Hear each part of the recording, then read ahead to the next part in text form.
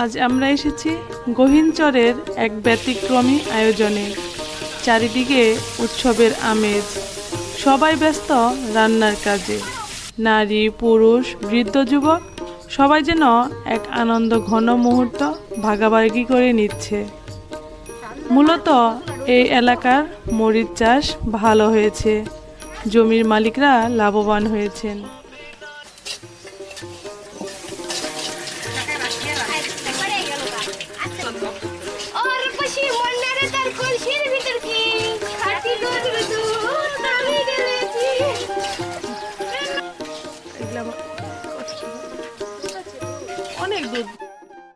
আর সেই আনন্দ ভাগাভাগি করে নিতে দিনরাত পরিশ্রম করা শ্রমিকদের সম্মান জানাতেই আয়োজন করা হয়েছে এই বিশাল ভোজনের।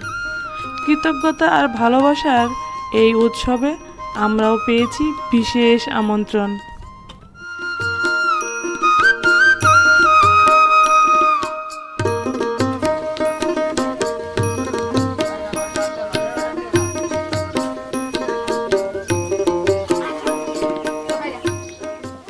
আপেল, এই যে আপেল না, এটা আপেল, ভালোবাসার আপেল গুলো সুন্দর হয়েছে, সুন্দর হয়েছে, পছন্দ হয়েছে নি?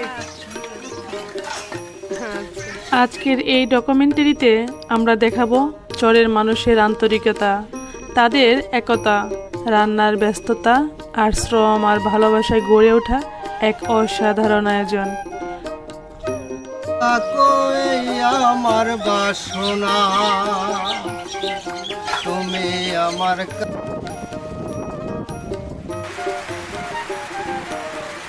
রান্নার শেষ প্রস্তুতি চলছে, চারিদিকে আনন্দ আর ব্যস্ততার ছোঁয়া। প্রকৃতির বুকে বসবাস করা এই চরের মানুষই জানে এখানে সব কিছুই মুহূর্তে বদলে যেতে পারে।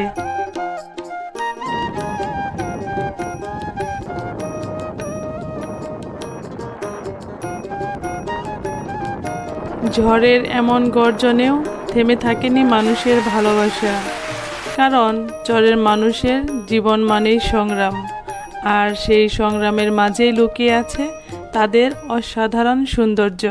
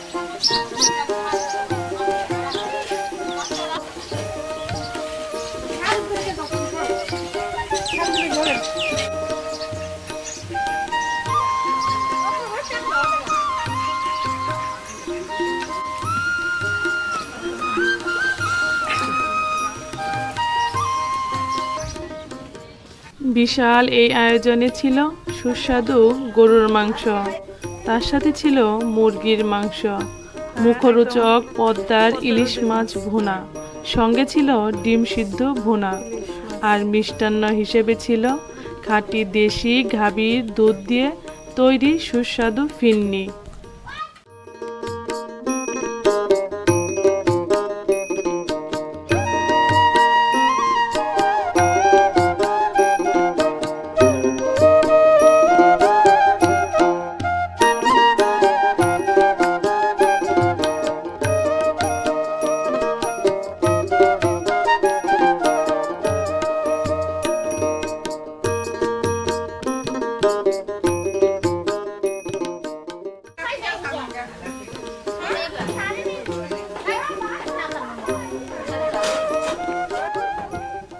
হঠাৎ করে আকাশের ঘন কালো মেঘের আনাগোনা, কিছু বুঝে ওঠার আগেই শুরু হয়ে গেল প্রবল ঝড় আর মুষলধারে বৃষ্টি।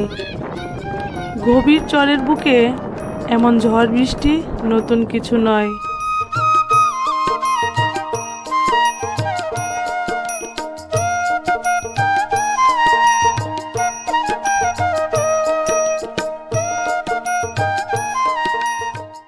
মুহূর্তে উৎসবের আনন্দের মাঝে নেমে এলো এক ভিন্নতা।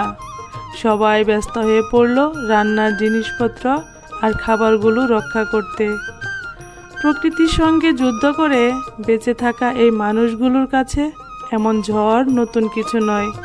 তবু প্রতিবারের মতো আজও তাদের চোখে ছিল না কোনো ভয়, ছিল শুধু একে অপরে আগলে রাখার অদম্য চেষ্টা।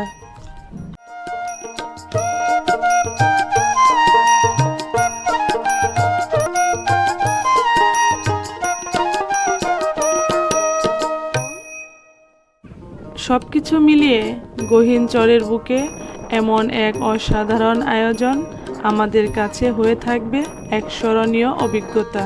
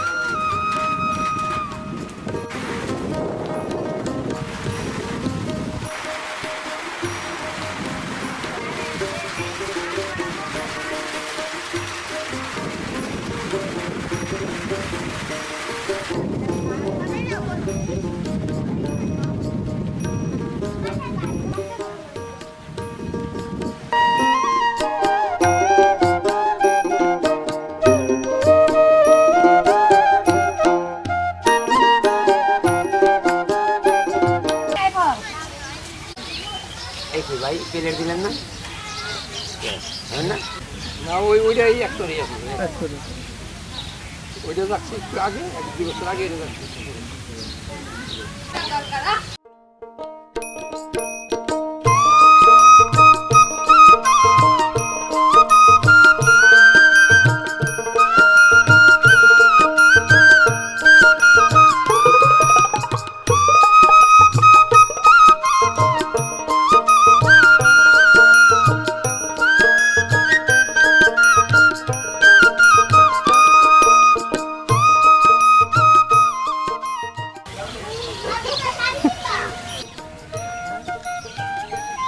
এক একটি খাবারে যেন মিশেছিল চরের মানুষের ভালোবাসা, আন্তরিকতা আর অতিথি পরায়ণতার ছোঁয়া।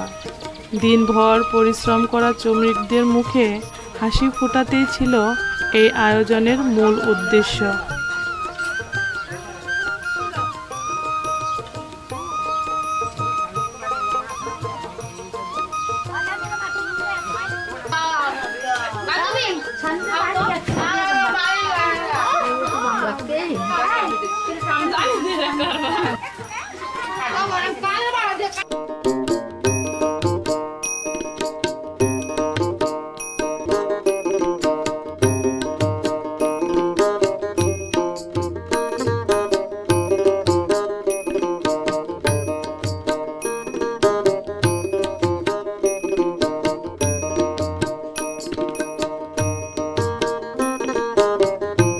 আমরা সঙ্গে করে নিয়ে গিয়েছিলাম সামান্য কিছু উপহার।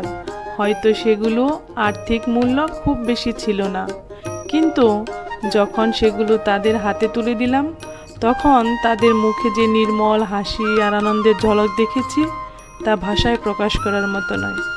সত্যি বলতে সে হাসিগুলো মূল্য কোনো অর্থ দিয়ে মাপা সম্ভব নয়। কোটি কোটি টাকা দিয়েও হয়তো এমন অকৃত্রিম আনন্দ আর ভালোবাসা কেনা যায় না।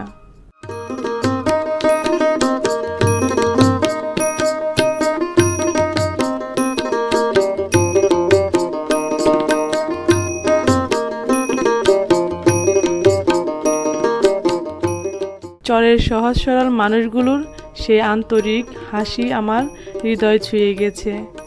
সেই মুহূর্তগুলো বারবার মনে করিয়ে দেয় মানুষের প্রকৃতি সুখ লুকিয়ে থাকে ভালোবাসা, সম্মান আর একে অপরের প্রতি আন্তরিকতায়। গহীন চরের বুকে পাওয়া এই ভালোবাসা আর হাসি আমার কাছে হয়ে থাকবে জীবনের অন্যতম মূল্যবান স্মৃতি হিসেবে।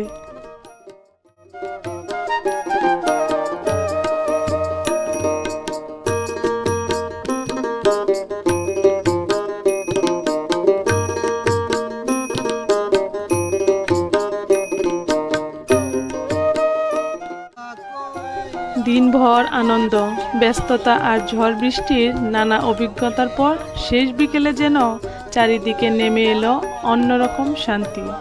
আর সেই শান্তির মুহূর্তটিকে আরও স্মরণীয় করে তুলতে শুরু হয়ে গেল গানের আসর।